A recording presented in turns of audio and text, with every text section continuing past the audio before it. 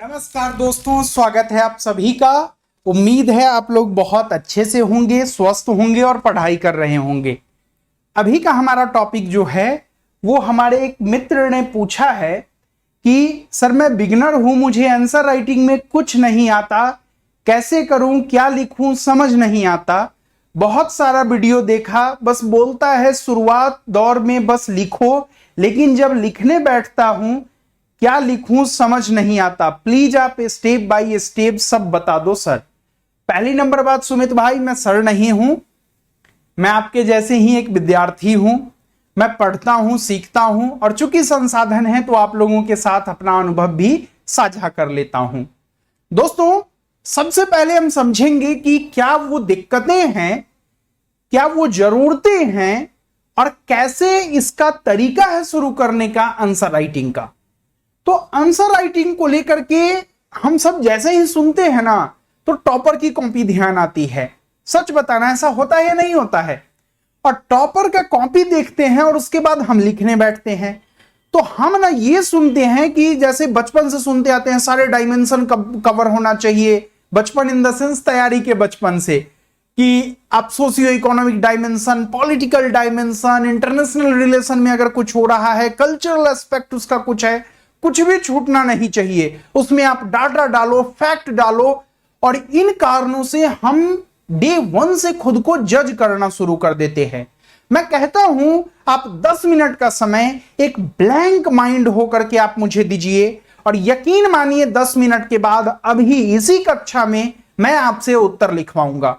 तो सबसे पहला काम करना है, 2 कॉपी मतलब 2 पेज लेकर के सामने में बैठना है और एक कलम लेकर के बैठना है, क्योंकि इस सेशन के खत्म होते ही और अभी बैठना है। मतलब प्लीज वीडियो को पॉज करो, जाओ पेन और पेपर लेकर के आओ और फिर आगे का वीडियो देखना, वरना यही प्रोक्रास्टिनेशन जो है ये हमें और आपको ले डूबती है।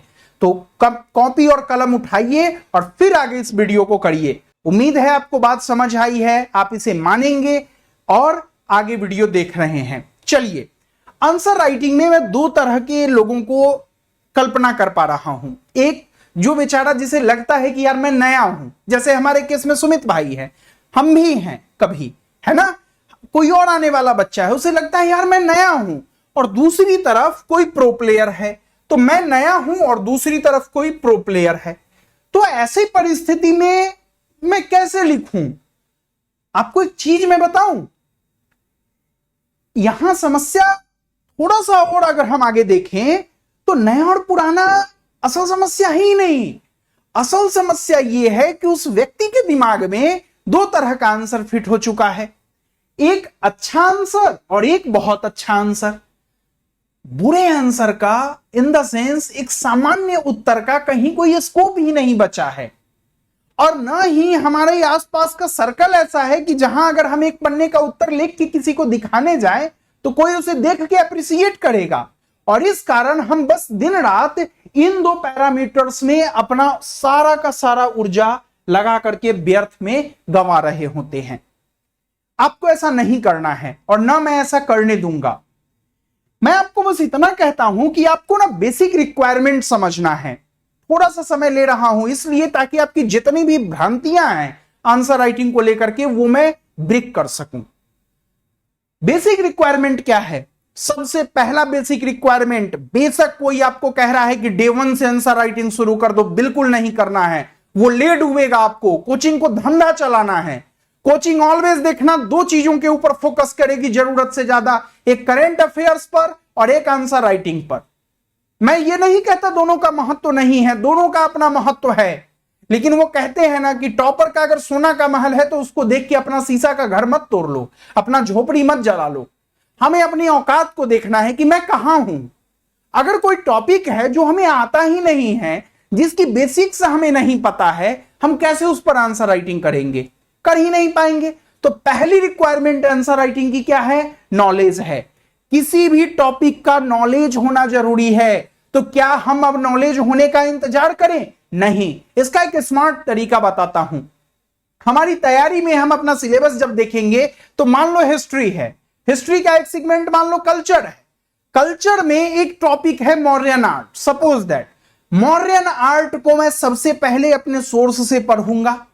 मुझे मान लो सोर्स से समझने के बाद लगा कि यार एक वीडियो भी देखना है, तो मैं उसका एक वीडियो भी देख लूंगा, और इन सब प्रोसेस के बाद मैं अपना एक मौर्यन आर्ट का फर्रा तैयार कर लूंगा। बात समझ आई? जब मौर्यन आर्ट का हमारा एक फर्रा तैयार हो जाएगा, हमने टीचर को भी सुना, हमने बुक्स को भी देखा, हम प्रीवियस ईयर पेपर में देखेंगे कि मौर्यन आर्ट से क्या कोई सवाल आया है। अगर मौर्यन आर्ट से कोई सवाल आया है तो हमारे लिए टेस्ट सीरीज वहीं से शुरू हो जाता है। हम मौर्यन आर्ट का वो सवाल लेंगे और उसको लिखने का प्रयास शुरू करेंगे, और उस प्रयास में जो दूसरी रिक्वायरमेंट है वो यहां आती है भरोसा। आपको यह भरोसा करना पड़ेगा कि आपने मौर्यन आर्ट को पढ़ा है, एक अच्छे शिक्षक से सुना है, आपका अपना फर्रा तैयार है, तो अब साक्षात भगवान आपका उत्तर लिखने नहीं आएंगे, आप ही को आपके उसी नॉलेज के आधार पर उत्तर लिखना शुरू करना है। आप मेरी बात समझ पा रहे हो? तो ये दो रिक्वायरमेंट है। तो कैसे शुरू करें भाई? यहां तो ये कंफ्यूजन मेरे दिमाग से जा ही नहीं रहा है, अच्छा उत्तर और बहुत अच्छा उत्तर का, और मैं नया हूं, कोई बहुत अच्छा लिखता है। मैं आपको एक चीज कहता हूं, दो अप्रोच होता है, एक द्वैध अप्रोच, ब्लैक एंड व्हाइट। कोई चीज या तो अच्छी है या बुरी है, या एकदम अच्छी है या एकदम बुरी है। और एक होता है सातत्य, कॉन्टिनम अप्रोच, मतलब यार कोई अच्छा भी है और बुरा भी है, कोई थोड़ा पुण्यात्मा भी है, थोड़ा पापी भी है। आप समझ रहे हो? जो हम कहते हैं असल जिंदगी का जो रहस्य है, यही हमारे आंसर राइटिंग के साथ होगा। हम आंसर राइटिंग को भरोसा में लिखेंगे, लेकिन अभी उसको इस पैरामीटर पर नहीं लेके जाएंगे कि वो बहुत अच्छा है या कैसा है। बस हम इन ढांचों से निकलकर और खुद को इन दो रिक्वायरमेंट्स पर फोकस करेंगे और आगे बढ़ेंगे। तो हम अब सवाल उठता है कि अब सुमित भाई की जो समस्या है कि कलम कैसे आगे बढ़ाया जाए, क्या किया जाए, हाउ टू स्टार्ट।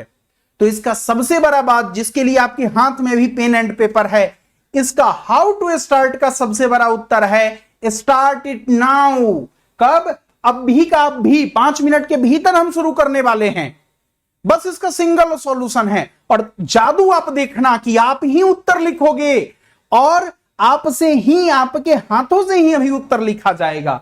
और दूसरा, उस भरोसे का एक्स्ट्रापोलेशन, उस भरोसे को एम्पलीफाई करके देखना है कि टेढ़ा है पर मेरा है। कुरकुरे का वो ऐड याद है ना, गाय पर लेख लिखे हो ना, जब बच्चा थे तो हम लोग लिख देते थे ना सिंपल। क्या लिखते थे लेख के बारे में जब निबंध आता था? गाय गाय एक चौपाया जानवर है, गाय के 4 पैर होते हैं, गाय की एक पूंछ होती है, ये लिखते थे ना।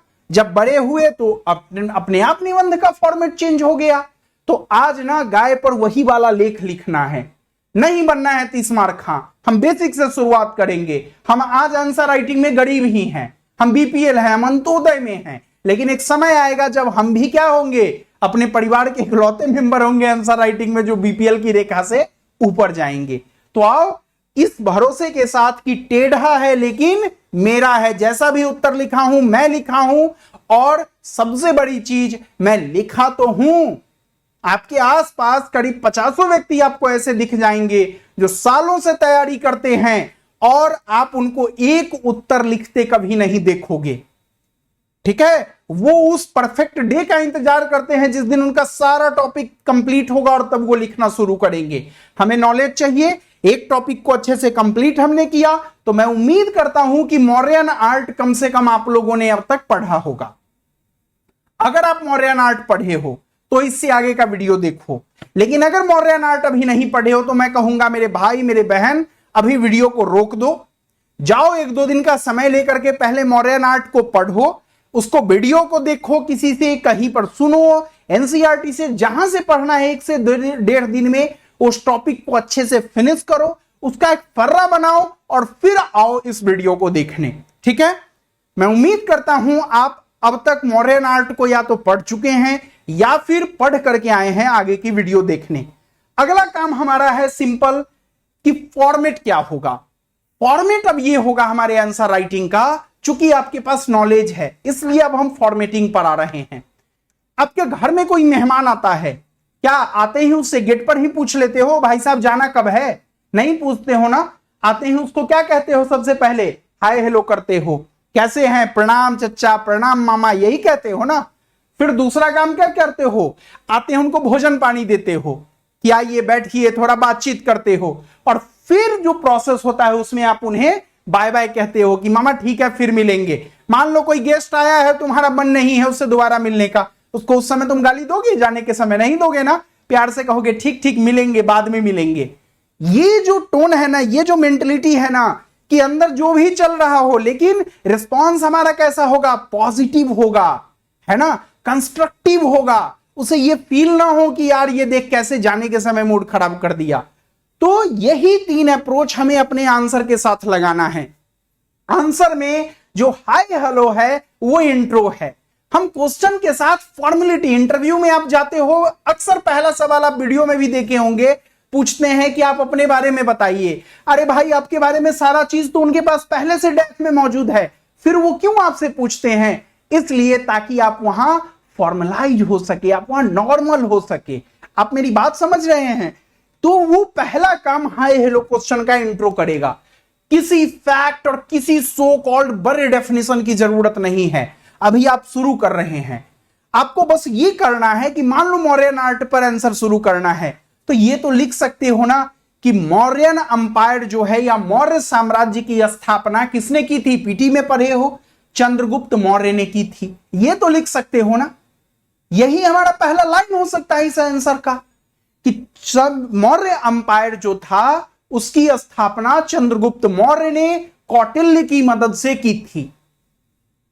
यहां से आंसर हमारा शुरू हो गया, कुछ विशेष सोचने की जरूरत नहीं है।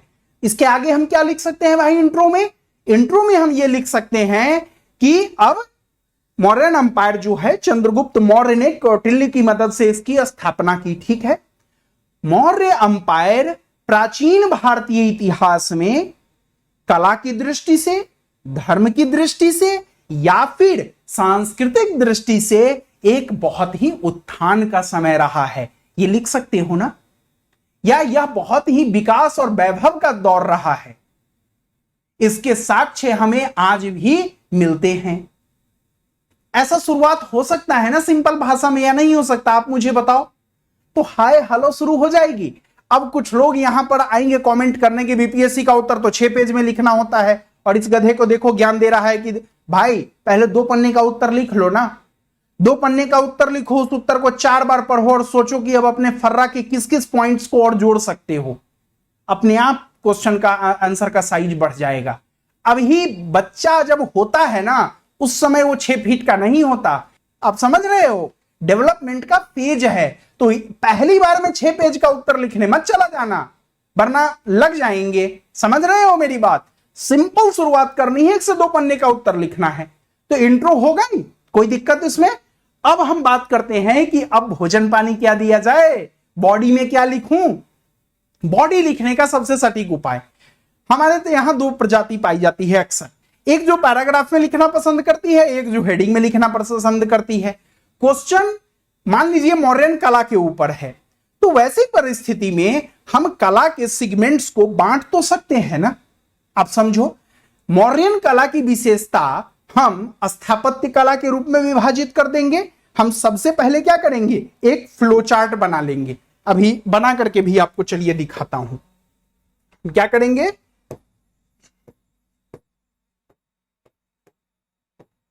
अब समझ आए फ्लो चार्ट कहां जरूरी होता है।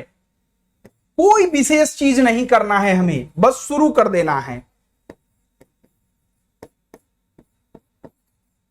स्थापत्य कला, कोई दिक्कत यहां तक? इसमें स्थापत्य कला में क्या होगा, स्थापत्य कला का मतलब आर्किटेक्चर। पटना के कुम्हरार में मिला है ना जी, कितना वैभवशाली है उसका वो क्या कहते हैं भवन, लकड़ी का जो है, पिलर्स वगैरह उसके मिले हैं। उसकी एग्जांपल यहां तुम दे सकते हो, राजप्रसाद जिसे हम कहते हैं। उसके बाद दूसरा तुम एग्जांपल दे सकते हो स्थापत्य कला के बाद लोक कला का। किसका? लोक कला का। स्थापत्य कला के पास लोक कला में मेनली तुम किसका एग्जांपल दे सकते हो, जो पॉटरी लोग बनाते थे। कितने सुंदर सुंदर वो समय वो मृत भांड का निर्माण होता था, वो हो जाएगा। अभी हमारा आउटलाइन तैयार हो रहा है इंट्रो के बाद। हम इस मैप को बनाएंगे इंट्रो के बाद। बात समझ आई? लोक कला में क्या क्या चीज हम करेंगे? पॉटरी का जिक्र करेंगे, यक्ष यक्षिणी का मूर्ति का इंडिपेंडेंट कलाकार उस समय बनाते थे, हम उस चीज का जिक्र करेंगे। और इसके बाद हम राज या फिर कोर्ट कला का चर्चा कर देंगे। सिंपल टर्म में, कुछ विशेष चीज नहीं मैं कह रहा हूं। कोर्ट कला में मौर्यन का पिलर याद है, स्तूप का निर्माण होता था उस समय, तो पिलर की चर्चा हम कर सकते हैं, हम स्तूप का चर्चा कर सकते हैं। समझ आई बात? इन सब चीजों का। तो अब जब हमें बॉडी के बारे में पता लग गया, उसके बाद इंट्रो के बारे में हमें पता लग गया, तो बॉडी और इंट्रो के बाद सबसे लास्ट में हमारा क्या बचता है? कंक्लूजन बचता है।